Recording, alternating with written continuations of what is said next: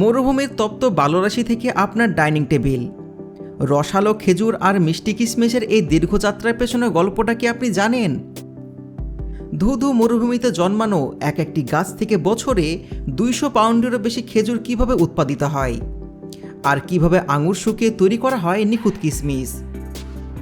কেউ বাংলার আজকের এই চমৎকার এপিসোডে আমরা দেখব খেজুর ও কিশমিশের চাষ থেকে শুরু করে ফ্যাক্টরি প্রসেসিংয়ের একটা অবিশ্বাস্য আরব্য গল্প। ভিডিওটি না টেনে শেষ পর্যন্ত সঙ্গে থাকুন, কারণ এই সাধারণ ফলগুলোর পেছনের অসাধারণ প্রযুক্তি আপনাকে রীতিমতো অবাক করবে। তো চলুন শুরু করা যাক আজকের ভিডিও। খেজুরের জার্নিটা শুরু হয় বাগান থেকে।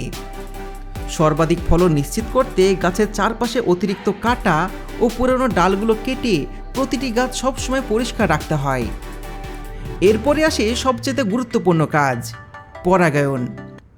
এটা মূলত প্রাকৃতিক প্রসেস হলেও বেশি ফলনের জন্য পুরুষ খেজুর গাছ থেকে পরাগরেণু সংগ্রহ করে তা এক জায়গায় জড়ো করা হয়।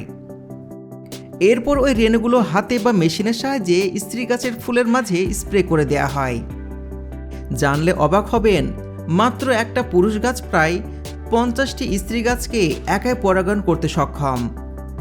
পারফেক্টভাবে রেণু ট্রান্সফার হলেই প্রতিটি গাছেই খেজুর ধরতে শুরু করে।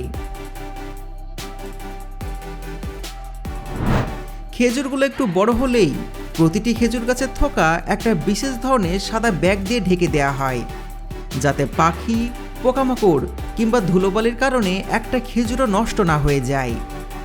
আর এই ব্যাগগুলোকে এমনভাবে বানানো হয়েছে যেন ভেতরে সহজে বাতাস ঢুকতে পারে। সাদা ব্যাগে মোড়ানো পুরো বাগানটা দেখতে কিন্তু তখন ভারী অদ্ভুত লাগে।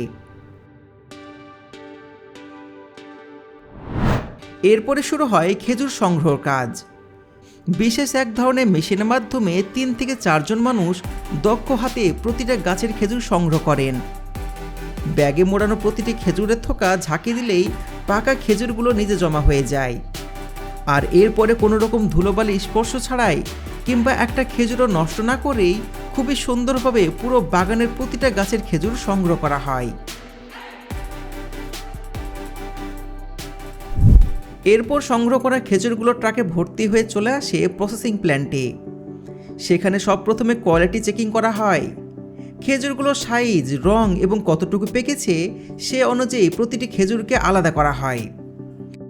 এরপর ব্রাশিং মেশিনের মাধ্যমে প্রতিটা খেজুরের গায়ে থেকে ধুলা কিংবা ময়লাগুলো খুবই ভালো করে পরিষ্কার করা হয় এবং ভাইব্রেটিং স্টেনলেস স্টিলের চ্যানেলের ভেতর দিয়ে এগুলো নিয়ে যাওয়া হয়।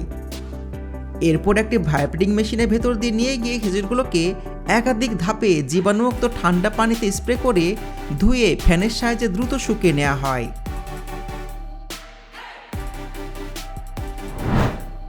এরপর পরিষ্কার খেজুরগুলো যখন কনভেয়ার বেল্টের উপর দিয়ে যায় তখন সেগুলো মাল্টিওয়ে লেজার ক্যামেরা দিয়ে স্ক্যান করা হয়। এই স্ক্যানারগুলো সেকেন্ডে হাজার হাজার ছবি তুলে প্রতিটি খেজুরের রং, আকার, দাগ, এমনকি ফলের ভেতর কোনো ছোট পোকামাকড় বা পাথর আছে কি না তা মুহূর্তের মধ্যে বের করে ফেলতে পারে। এরপর ত্রুটিপূর্ণ ফলগুলো স্বয়ংক্রিয়ভাবে বাতাস বা ছোট যান্ত্রিক হাত ব্যবহার করে মূল লাইন থেকে বাদ দেওয়া হয়। এমন স্বয়ংক্রিয় প্রযুক্তির বদলতে মানুষের চোখে এড়িয়ে যাওয়ার মতন সামান্য ত্রুটিও খুবই সহজে ধরা পড়ে যায়। আর এতে সব থেকে প্রিমিয়াম খেজুরগুলোই বাজারজাতকরণের জন্য খুঁজে বের করা যায়। এরপর খেজুরগুলোকে শেষবারের মতন ধুয়ে সেগুলোকে আলাদা আলাদা সাইজে আলাদা ক্যাটাগরিতে বিক্রির জন্য প্যাকেজিং করা হয়। কিছু খেজুর সরাসরি প্যাকেটে যায়, আবার কিছু খেজুর দিয়ে ডেট পেস্ট, ডেট রোল কিংবা বিভিন্ন ধরনের হেলদি স্ন্যাক তৈরি করা হয়।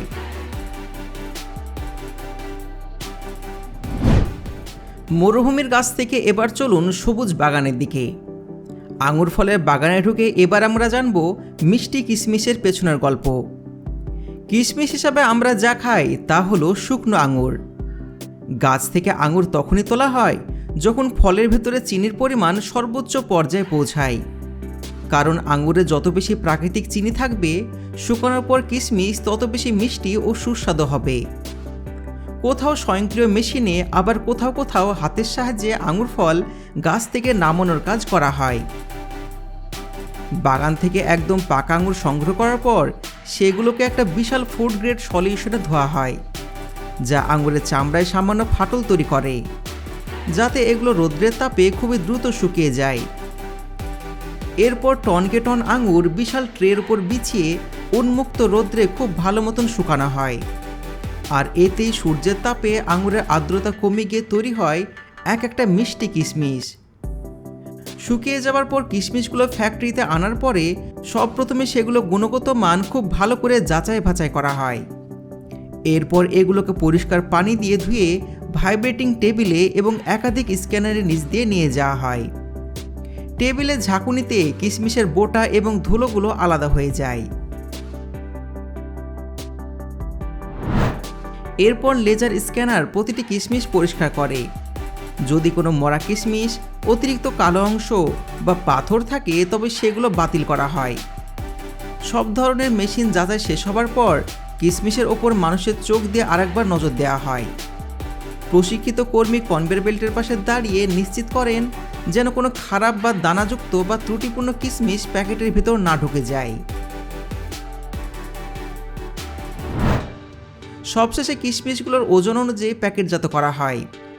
কিছু কিশমিশ সরাসরি স্ন্যাক্স হিসাবেই বিক্রি করা হয়, আবার কিছু চলে যায় বেকারি, সিরিয়াল, চকলেট, কেক কিংবা বিভিন্ন খাবার তৈরি কারখানায়।